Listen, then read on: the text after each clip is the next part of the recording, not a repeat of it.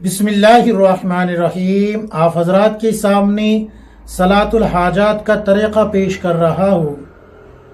کچھ حضرات ہیں جنہوں نے پوچھا ہے کہ مفتی صاحب صلاۃ الحاجات کیسے پڑھے، اس کا طریقہ کیا ہے، اس کی نیت کیسے کرے، کتنی رکعت پڑھے، ہر رکعت میں سورہ فاتحہ کے بعد کون سی سورت پڑھے، اور کیا کوئی خاص دعا بھی ہے صلاۃ الحاجات کی کہ جس کو پڑھنے سے اللہ رب العزت حاجات پوری کر دیتا ہوں۔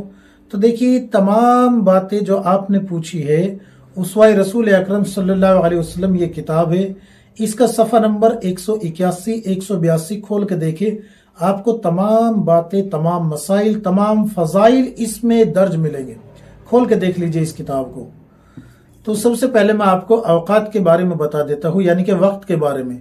جن اوقات میں، جن وقتوں میں نماز نوافل پڑھنا منع ہے، انہی اوقات میں صلاۃ الحاجات، صلاۃ التوبہ پڑھنا بھی منع ہے۔ جیسے کہ فجر کے وقت سے لے کے، یعنی کہ فجر کے بعد سے لے کے اور اشراق تک نوافل نماز منع ہے، صبح صادق سے لے کے اور اشراق تک نوافل نماز منع ہے۔ اسی طریقے سے نصف النہار یعنی کہ زوال کے وقت میں بھی نماز نوافل نہیں پڑھنی، یہاں پر بھی منع ہے۔ اسی طریقے سے عصر کی نماز پڑھنے کے بعد سے لے کے، یعنی کہ عصر کے وقت سے لے کے مغرب تک، یہاں پر بھی نوافل نمازوں کو پڑھنا منع ہے، یہاں پر بھی صلاۃ الحاجات، صلاۃ التوبہ نہیں پڑھنی۔ اب آپ اس کو کب پڑھ سکتے ہیں؟ آپ اس کو اشراق کے وقت میں پڑھ سکتے ہیں، اشراق کے بعد فوراً ہی چاشت کا وقت شروع ہوتا ہے، وہاں پر بھی پڑھ سکتے ہیں، یعنی کہ نصف النہار سے پہلے پہلے آپ کبھی بھی پڑھ سکتے ہیں۔ نصف النہار آ گیا، اس کے بعد پھر آپ جو ہے اس کو ظہر کے اوقات میں، یعنی کہ ظہر کی نماز پڑھی آپ نے، ظہر کی نماز پڑھ کے فوراً پڑھ سکتے ہیں، یعنی کہ عصر سے پہلے پہلے اور ظہر کے درمیان میں کبھی بھی پڑھ سکتے ہیں۔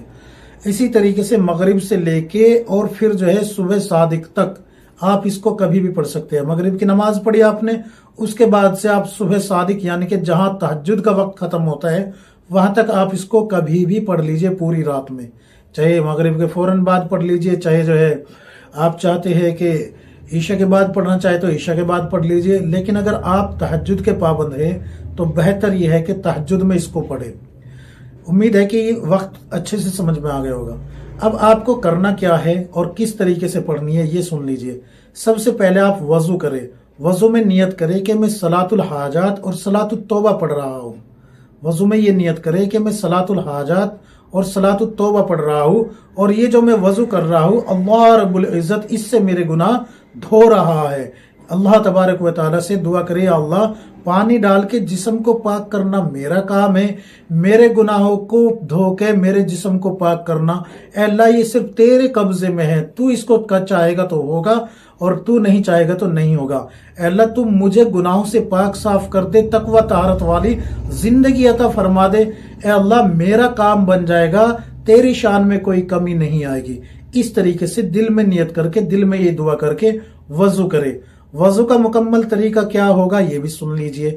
وضو میں سنت کی رعایت بہت ضروری ہے۔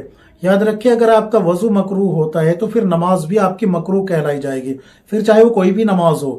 تو سنت کی رعایت کیا ہے کہ پہلے آپ 3 مرتبہ دونوں ہاتھ گٹوں تک دھوئیں گے، پھر 3 مرتبہ کلی کریں گے، پھر 3 مرتبہ ناک میں پانی ڈالیں گے۔ اس کے بعد آپ 3 مرتبہ پورا چہرہ دھوئیں گے، یعنی کہ پیشانی کے بالوں سے لے کے تھوڑی کے نیچے تک، ایک کان کی لو سے لے کے دوسرے کان کی لو تک پورا چہرہ دھوئیں گے۔ اگر مرد ہے اور داڑھی رکھے ہوئے تو داڑھی کا کھلال کریں گے، اگر عورت ہے تو جو زیور وضو میں دھل رہے ہیں ان کو جو ہے گھما کے ان کے نیچے پانی پہنچائیں گے، کہیں ایسا نہ ہو کہ پانی نہ پہنچے اور وضو ہی نہ ہو۔ اس کا خاص دھیان رکھے گی خواتین۔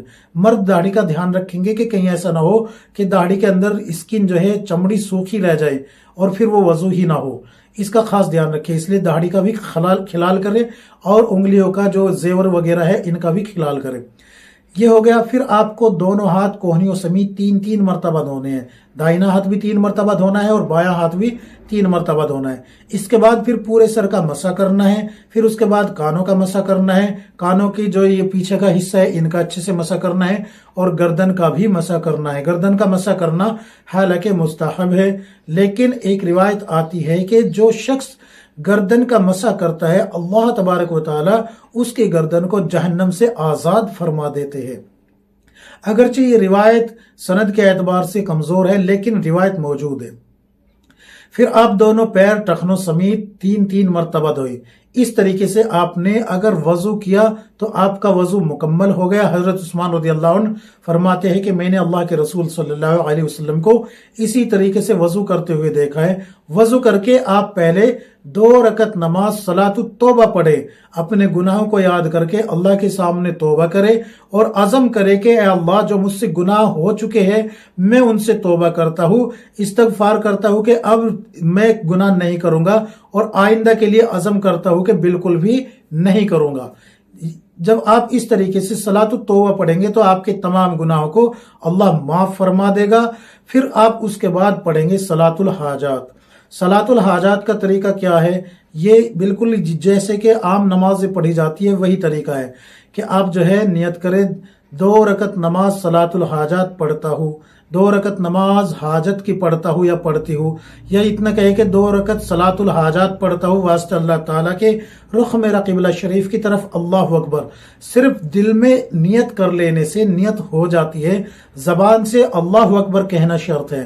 اگر آپ نے اللہ اکبر نہیں کہا تو آپ کی نماز ہی شروع نہیں ہوگی۔ دل میں صرف یہ ارادہ کر لیا کہ میں صلاۃ الحاجات پڑھ رہی ہوں یا پڑھ رہا ہوں، اللہ اکبر نیت باندھ لی تو آپ کی نیت ہو گئی۔ اللہ اکبر کہنا شرط ہے کیونکہ تکبیر تحریمہ ہے جو کہ نماز کی پہلی شرط ہے، پہلا فرض، یعنی کہ ایک شرط یہ بھی ہے، پہلا فرض ہے یہ۔ تو امید ہے کہ یہ سمجھ میں آ گیا ہوگا۔ اب آپ کو کرنا کیا ہے؟ سورہ فاتحہ پڑھی۔ اگر آپ کو جو ہے والضحیٰ یاد ہے، والضحیٰ، تو پہلی رکعت میں والضحیٰ پڑھے، دوسری میں آپ جو ہے کون سی سورت پڑھے گی؟ دوسری میں پڑھے گی الہاکم التکاثر۔ اس طریقے سے والضحیٰ بھی یاد نہیں ہے اور الہاکم التکاثر بھی یاد نہیں ہے، تو پھر جو بھی سورت آپ کو یاد ہو، چاہے کوئی رکوع یاد ہو اس کو 2 حصے 3 حصے کر کے پڑھ سکتی ہے، اگر اس میں 3 آیتیں آ جاتی ہے، یا جو بھی صورتیں آپ کو یاد ہو ان سے پڑھ لیجئے، آپ کی نماز ہو جائے گی۔ اب یہاں پر میں ویڈیو میں ایک دعا مینشن کروں گا، اس کا اسکرین شاٹ لے کر رکھ لیجئے گا، پھر وہ دعا آپ کو پڑھنی ہے نماز کے بعد، نماز کا سلام پھیرنے کے بعد وہ دعا پڑھنی ہے۔ وہ دعا کیا ہے اس کا مختصر کر کے ترجمہ میں آپ کے سامنے پیش کر رہا ہوں، کیونکہ اگر ویڈیو ویسے ہی کافی بڑی ہو گئی۔ اس کا ترجمہ یہ ہے کہ اے اللہ تیرے سوا کوئی معبود نہیں جو حکیم و کریم ہے، اے اللہ تو پاک ہے، تو عرش عظیم کا رب ہے اور سب تعریفیں اللہ تیرے لیے ہے، تیرے سوا کسی کی کوئی تعریف نہیں۔ اے اللہ میں تجھ سے تیری رحمت کے واجب ہونے کا سوال کرتا ہوں۔ اس طریقے سے جو ہے اللہ سے دعا کرے۔ وہ عربی جو دعا ہے میں اس کو مینشن کر دوں گا۔ دعا اس طریقے سے لا الہ الا اللہ الحلیم الکریم سبحان اللہ رب العرش العظیم والحمد للہ رب العالمین۔ اس طریقے سے کافی بڑی دعا ہے، اس کو آپ یہاں سے اسکرین شاٹ لے لینا۔ امید ہے کہ آپ اس طریقے سے نماز پڑھیں گے تو اللہ تبارک و تعالیٰ آپ کی حاجت کو پورا کرے گا، آپ کے گناہوں کو معاف کرے گا، اور جو بھی آپ دعا کریں گے انشاءاللہ آپ کی دعا قبول ہوگی اور آپ کی نماز آپ کو اس مقام تک پہنچا دے گی جو مقام آپ اللہ سے چاہتے ہیں، اگر آپ کے حق میں بہتر ہوا تو۔ اللہ تبارک و تعالی ہم سب کو کتاب و سنت کے مطابق زندگی گزارنے کی توفیق عطا فرمائے، آمین یا رب العالمین۔